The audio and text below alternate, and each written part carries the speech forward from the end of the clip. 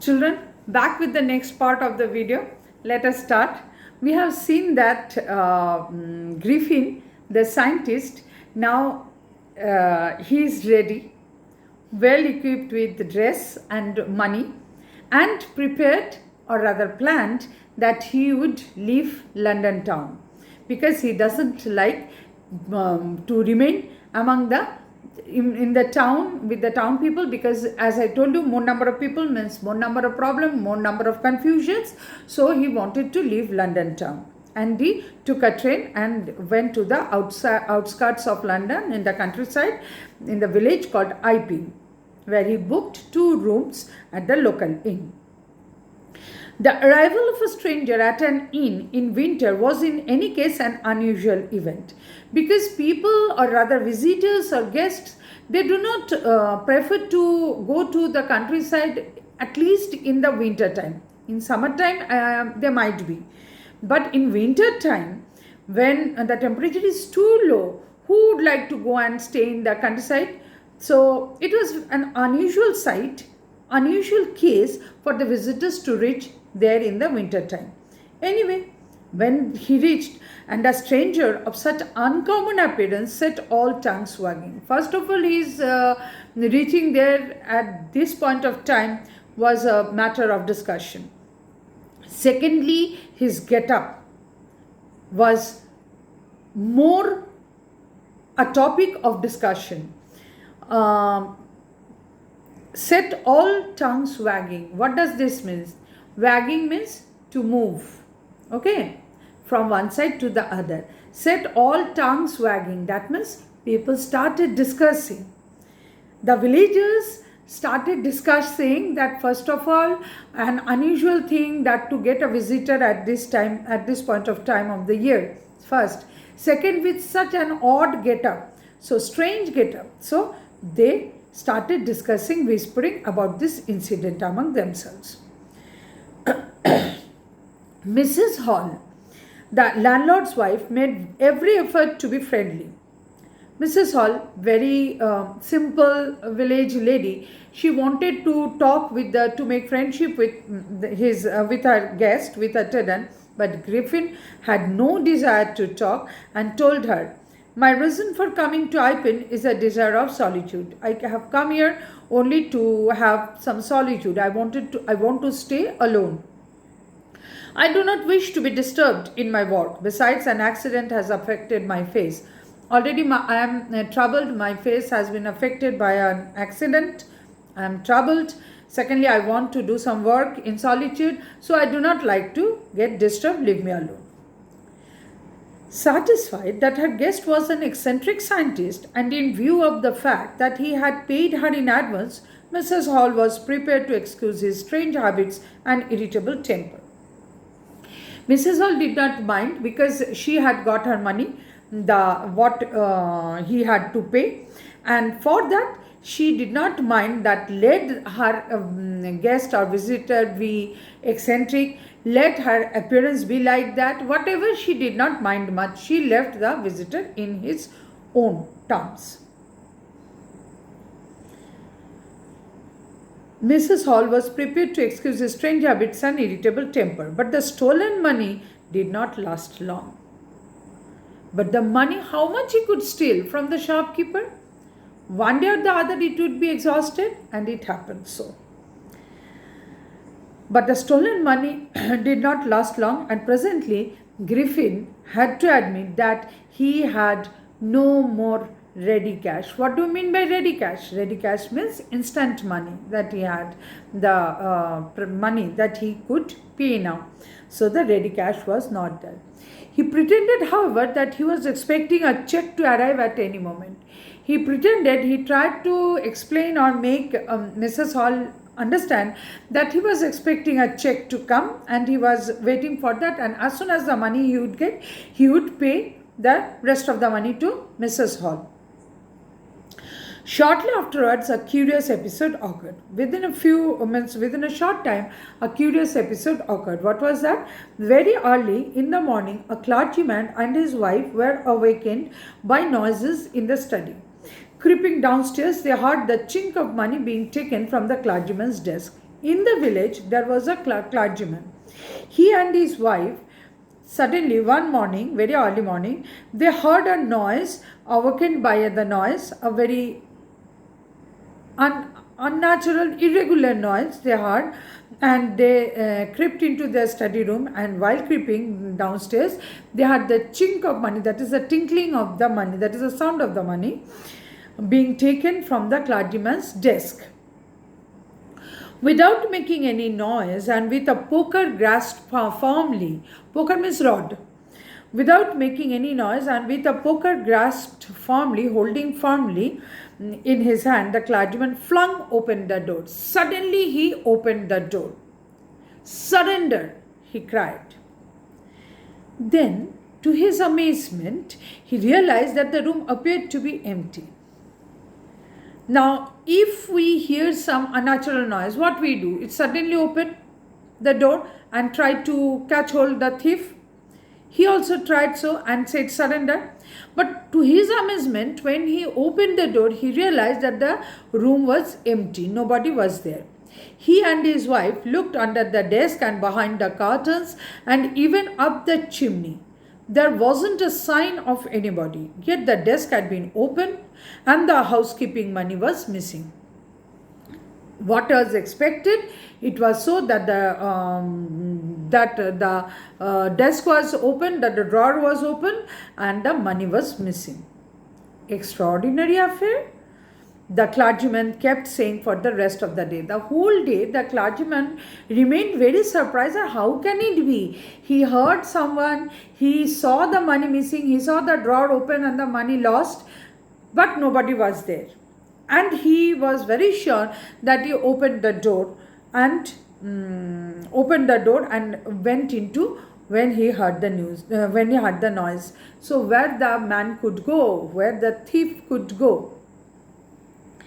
It was not as extraordinary as the behavior of Mrs. Hall's furniture a little later that morning. Now, it was very unnatural, very surprising thing that has happened.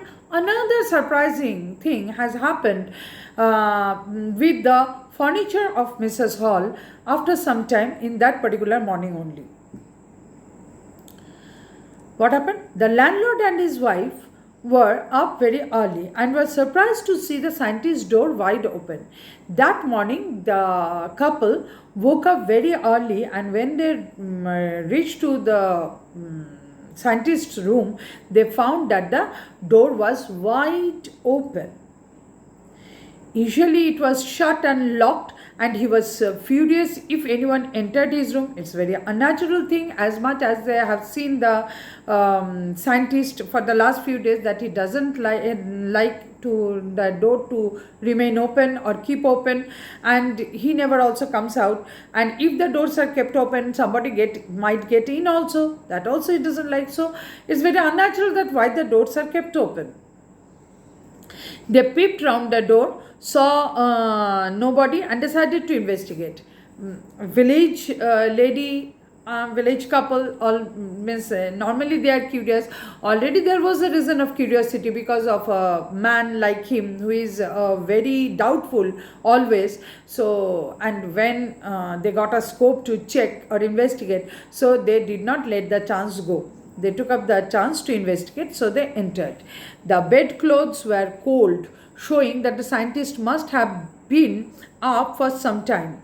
And stranger still, the clothes and bandages that he always wore were lying about the room. Now, when they reached inside the room, they touched the bed and they found that the bed sheets were quite cold. That means the scientist was not lying there. Means he has left the bed means quite a long time before. First thing. Second thing is that the dresses and the bandages that he used to wear all were lying over on the bed. Very surprising. And stranger still, the clothes and bandages that he always wore, because he had the only dress.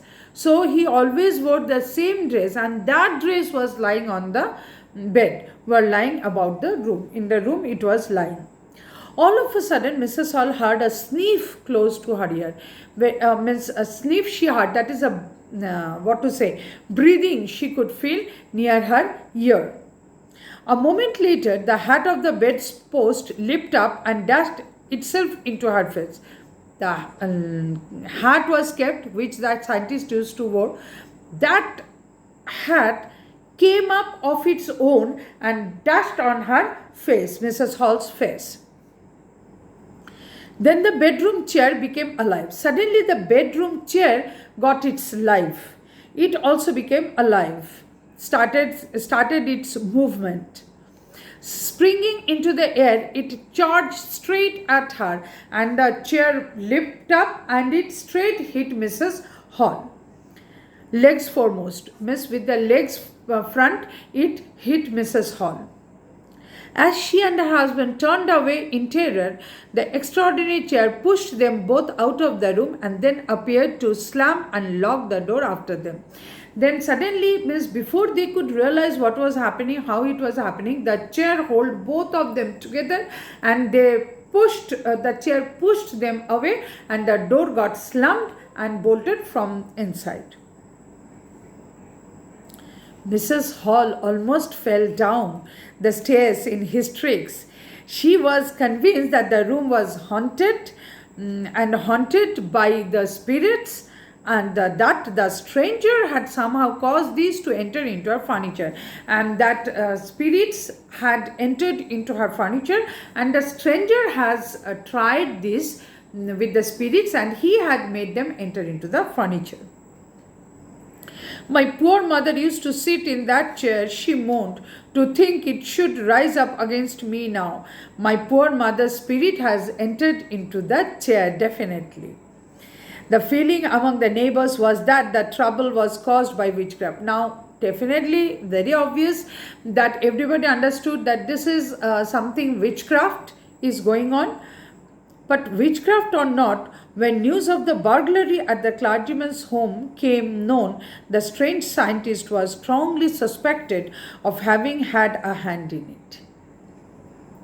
Say witchcraft, say burglary in the clergyman's room, whatever, what so unnatural things those were happening, everybody understood that all are connected to the scientist, to the stranger.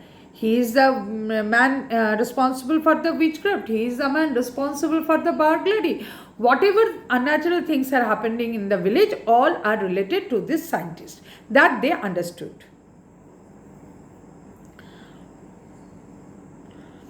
Now, the strange scientist was strongly suspected of having had a hand on it. Suspicion grew even stronger when he suddenly produced some ready cash, though he had admitted not long before that he had no money. Now, suddenly it was found that money was there with the man. When he said that no money was there with him, suddenly money came to him. Foolish. Quite obvious that people will suspect him if he behaves like this. The village constable was secretly sent for. Instead of waiting for the constable, Mrs. Hall went to the scientist. Now the constable was called, but Mrs. Hall could not stop herself. She was so curious that she wanted to talk and face the stranger, who had somehow mysteriously appeared from his empty bedroom. From his empty bedroom, he was not there when Mrs. Hall reached in his room. So definitely she wanted to find out where he was. I want to know what you have been doing to my chair upstairs, she demanded, and I want to know how it is you came out of an empty room and how you entered a locked room. Somebody if was there that has locked from inside, how did you get into it? First of all, because somebody pushed Mrs. Hall outside and bolted the door.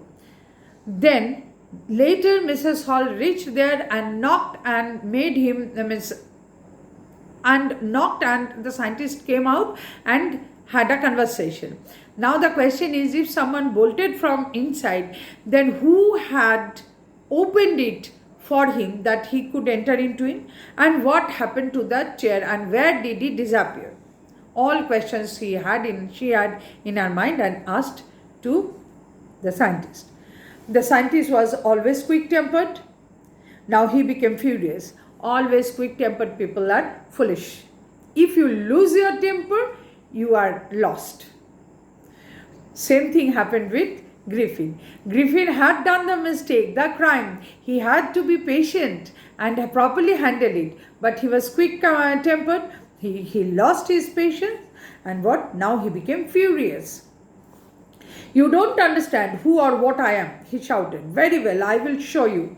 Suddenly he threw off his bandages, whiskers, spectacles and even nose. It took him only a minute to do this. The horrified people in the bar found themselves staring at the headless man. Suddenly they found that there was no one. The bandages were gone and it was blank. Nothing was there. A man standing with dress, but the face was not there.